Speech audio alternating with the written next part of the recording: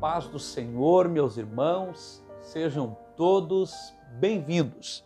O meu nome é Clésio Lefa e aqui eu estou para ajudar você a compreender melhor as Escrituras. Esta é a missão do canal Ensino Sem Fronteira. Aqui estamos nos dedicando, nos esmerando para trazer trechos de pregações, exposições versículo por versículo, reflexões bíblicas, escolas bíblicas dominicais e muito mais. Por isso, se você é novo por aqui, eu quero te convidar a já se inscrever em nosso canal, ativar o sininho das notificações para você ser notificado de todas as novas mensagens que postarmos aqui na plataforma do YouTube. Já se inscreveu? Pois bem, vamos então para o vídeo de hoje. A minha missão no vídeo de hoje é vos falar sobre a Páscoa judaica. O que a Bíblia fala a respeito da Páscoa, a primeira instituição da Páscoa, origem e significado da Páscoa. Sobre isso é que nós vamos discorrer nesta aula. Se você já gostou desse tema, deixe já o seu like para fortalecer e fazer com que este vídeo chegue ao conhecimento de mais pessoas. O contexto da Páscoa na Bíblia está em Êxodo capítulo 12. Eu preciso levar você a entender um pouco mais o contexto, para você, juntamente conosco aqui, compreender melhor o que é a Páscoa. Pois bem, o povo de Deus, ele está no Egito, aprisionado, cativo e sendo forçado ao trabalho escravo, já num período de 430 anos. Agora, o povo está de tal forma aflito, angustiado, não querendo mais aquela vida de escravidão, que ele então clama ao Senhor. É importante nós destacarmos, principalmente nesse momento atual em que nós estamos vivendo de grande aflição. A aflição, ela tem um ponto bom. Na hora da aflição, no dia da aflição, os filhos de Deus começam a clamar, começam a suplicar o favor de Deus. E isso move a mão de Deus. Deus tem os seus propósitos e sabe como trabalhar. Diz a Bíblia que o povo clama a Deus. O povo pede socorro a Deus. Então Deus levanta um homem este que seria o libertador do seu povo, o grande líder do Antigo Testamento. O seu nome é Moisés. Moisés vai até o Egito e os irmãos sabem a história. Ali começa uma grande disputa, um grande combate entre Deus e os deuses do Egito, entre Moisés e Faraó. Ali é uma disputa. Deus quer libertar o seu povo. Faraó não deixa. Deus permite para provar para o povo egípcio, um povo idólatra, pagão, que adorava rã, adorava mosca, adorava gafanhoto. Eram todos estes entidades no Egito. Deus permite o endurecimento de Faraó para provar que ele é o único Deus, soberano. E é por isso que Deus manda as pragas para provar, por meio daquilo que para o egípcio era um Deus, que ele é soberano e tem poder para dominar e governar aquilo que para eles era uma divindade. Então, Deus manda as pragas e a Bíblia vai dizer que a coisa vai ficando cada vez mais hostil entre Faraó e Moisés.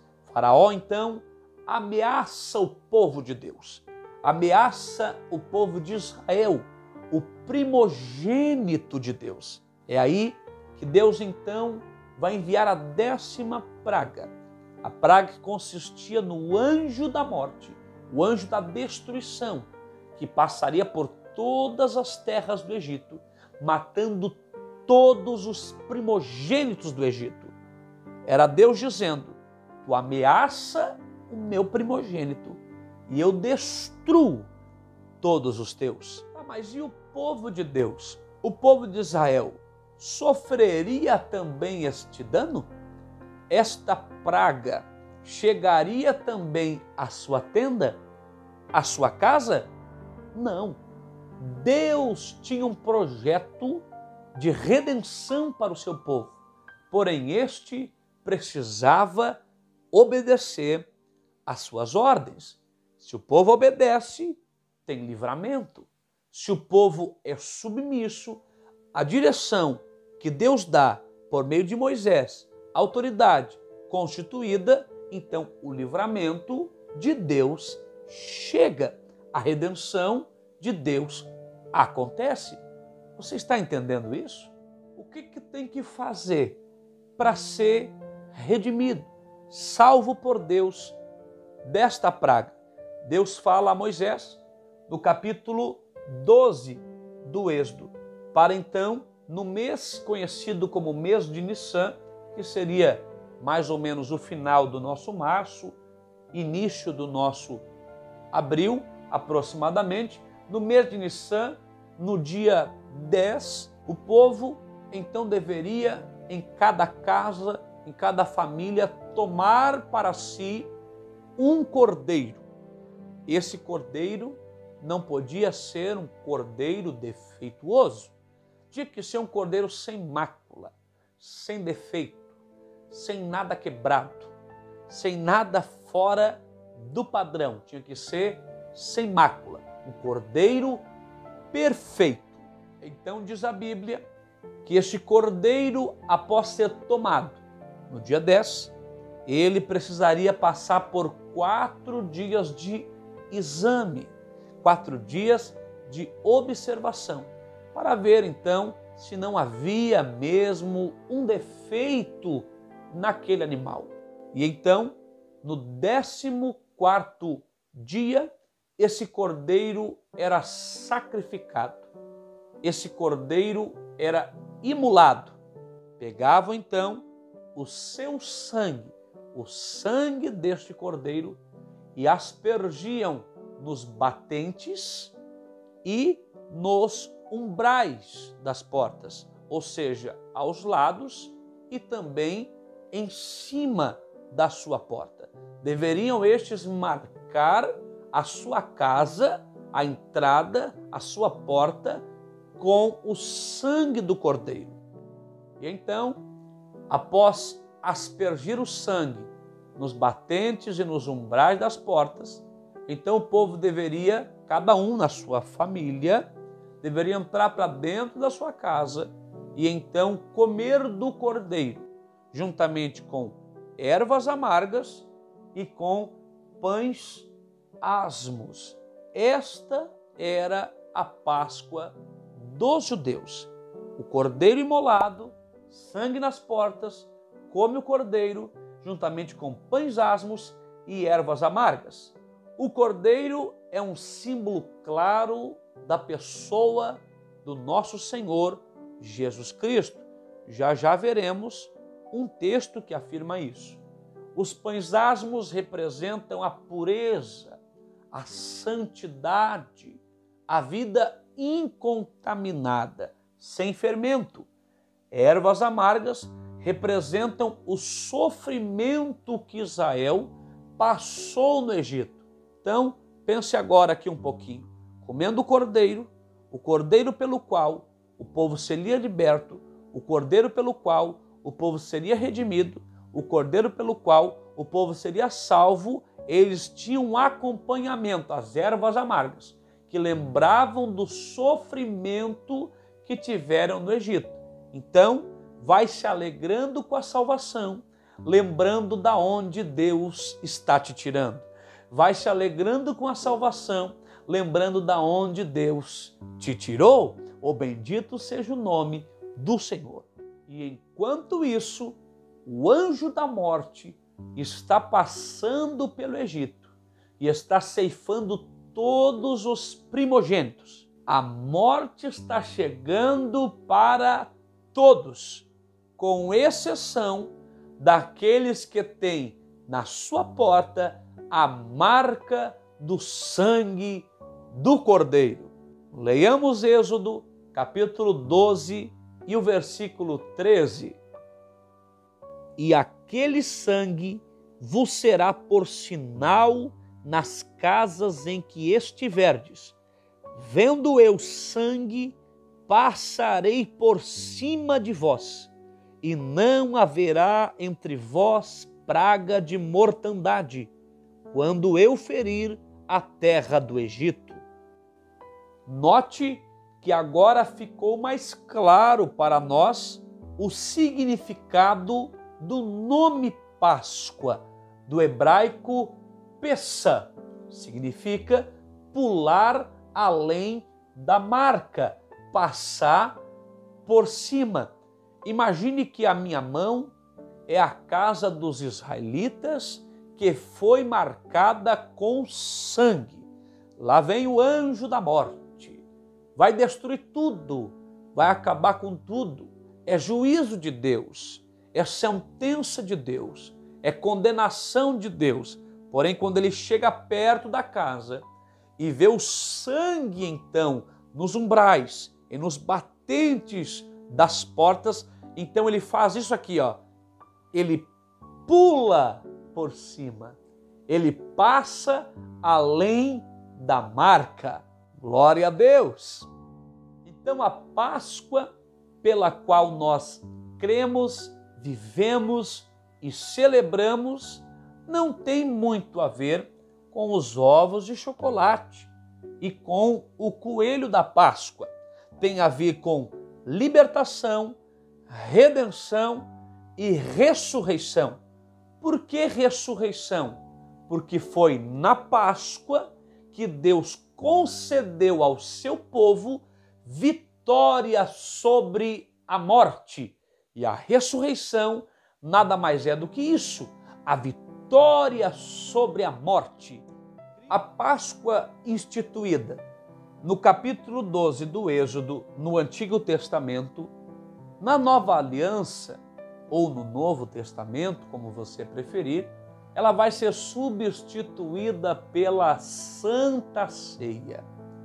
E um dado interessante é que na Páscoa de Jesus, com os seus discípulos, lá estava o pão, lá estavam os ingredientes, vamos dizer assim, da Páscoa judaica, estavam ali os símbolos, estava o vinho tipificando a alegria, estava tudo. Mas e o cordeiro? Aonde está o cordeiro que seria imolado, que tinha que aspergir nos umbrais, que tinha que aspergir o seu sangue nos batentes? Aonde está o cordeiro? O cordeiro é o nosso Senhor Jesus Cristo. Vejamos agora a revelação que João o Batista teve concernente à pessoa de Jesus. Abra sua Bíblia, capítulo 1 de João e o versículo 29. No dia seguinte, João viu a Jesus, que vinha para ele, e disse: Eis aí o Cordeiro de Deus, que tira o pecado do mundo. Não sei se você compreendeu, mas o Cordeiro de Êxodo 12, que trouxe libertação, salvação para o povo de Israel no Antigo Testamento, é uma figura do Cordeiro de Deus que João está falando, que nos proporcionou libertação, vitória, salvação. E tudo isso por meio do seu sangue, o sangue vertido, que foi posto nos umbrais, era uma figura do sangue de Cristo que seria derramado sobre não os umbrais, não a madeira lá de Êxodo 12, mas agora sobre o madeiro chamado cruz. O sangue vertido na cruz agora é o que nos possibilita tomarmos posse desta vitória. Olha o que João, o apóstolo, não batista, escreveu em sua primeira epístola, capítulo 1 e o versículo 7. Mas se andarmos na luz, como ele na luz está, temos comunhão uns com os outros, e o sangue de Jesus Cristo, seu Filho, nos purifica de todo pecado. Portanto, meus irmãos, a Páscoa era um memorial, conforme o versículo 14 de Êxodo, capítulo 12, aquilo deveria ser lembrado, deveria ser repetido de geração em geração. Páscoa é memorial, assim como Jesus Cristo disse concernente à Santa Ceia. Ele disse conforme estas palavras: fazei isto em memória de mim. Então, Páscoa é oportunidade para nós lembrarmos do Cordeiro substituto, o Cordeiro que doou o seu sangue, que deu a sua vida para que nós vivêssemos. É a festa, é a celebração da substituição. É isso aí. A Páscoa bíblica, ela não lembra o chocolate, lembra sim a salvação que nos foi concedida por meio do sangue do nosso Cordeiro, Jesus Cristo. Portanto, celebre a Páscoa, engrandeça aquele que morreu em seu lugar, aquele que pela sua ressurreição nos concedeu a certeza da vitória sobre a morte. Ele nos fez escaparmos da morte que nós éramos dignos de receber por nossos pecados. O sangue nos libertou do pecado, o pecado que nos trazia a sentença da morte. E agora nós estamos livres, livres para servir a Deus, livres para celebrar ao Senhor, livres para glorificar ao nosso Deus, porque Ele é bom, enviou o seu Filho para morrer em nosso lugar, para que nós tivéssemos vida e vida com abundância. E para encerrar, você que está nos ouvindo, você sabe o dia que Jesus Cristo morreu? Sim, o dia que Ele morreu pelos nossos pecados. Você sabe que dia foi este? Foi exatamente no dia da Páscoa. Aleluia! Ele é o nosso Cordeiro Pascal, conforme disse o apóstolo Paulo.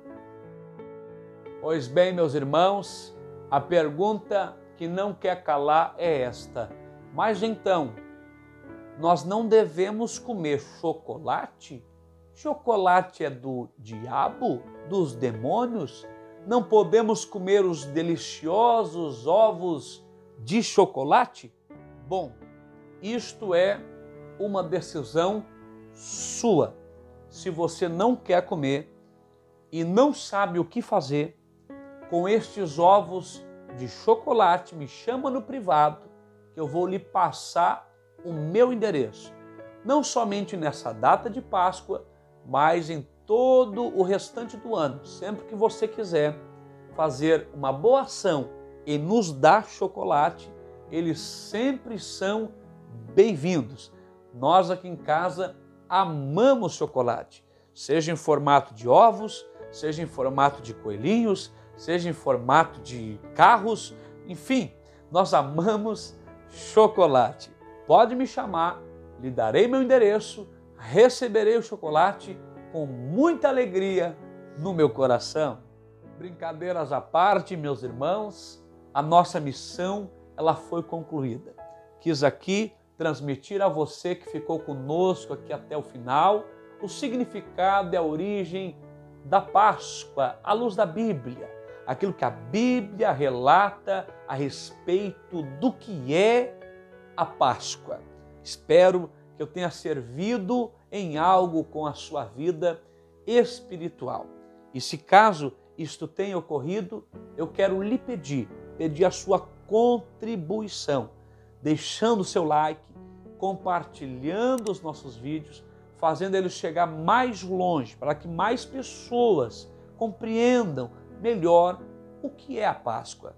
Nos ajude a difundir estes ensinamentos. Peço também a sua oração pela minha vida, pela minha casa, por este projeto, por este canal. Que Deus continue nos dando a sua graça para continuar com estes ensinos. Meu nome é Clésio Lefa e aqui eu estou em nome do Rei, em prol do reino, crendo sempre na autoridade máxima das Escrituras.